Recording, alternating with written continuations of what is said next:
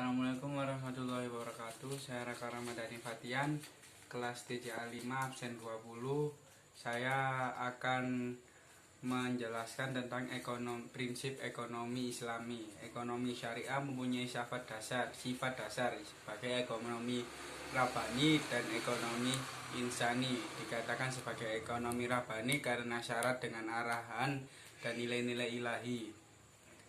Sementara itu, ekonomi syariah dikatakan sebagai ekonomi insani dikarenakan ekonomi ini dilaksanakan dan ditunjukkan untuk kemakmuran manusia. Selain dua sifat tersebut, ekonomi syariah juga juga memiliki sifat lain yang tidak kalah penting, yaitu keimanan.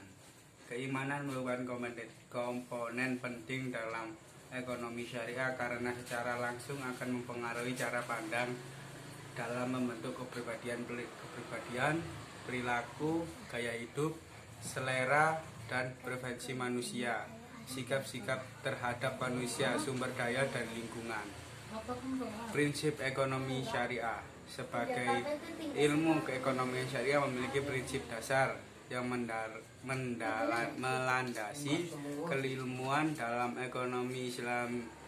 Pendekatan ekonomi makro Islam dan konvensional 2005 karya Eko Suprayanto dijelaskan sebagai prinsip ekonomi Islam, yaitu sumber daya dipandang sebagai amanah yang diberikan Allah Subhanahu wa Ta'ala kepada manusia, sehingga pemanfaatan harus bisa dipertanggungjawabkan di akhirat. Artinya sebagai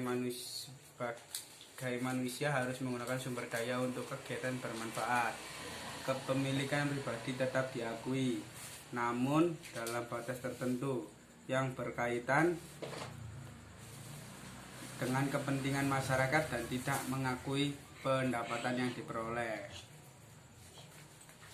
Tujuan ekonomi syariah dalam pembukuan ekonomi Islami 2009 karya Muhammad Hidayat dijelaskan beberapa tujuan ekonomi syariah, yaitu kesejahteraan ekonomi dalam kerangka normal moral Islam, persaudaraan dan keadilan universal, distribusi pendapatan dan kekayaan yang merata, kebebasan individu dalam konteks kemaslahatan sosial.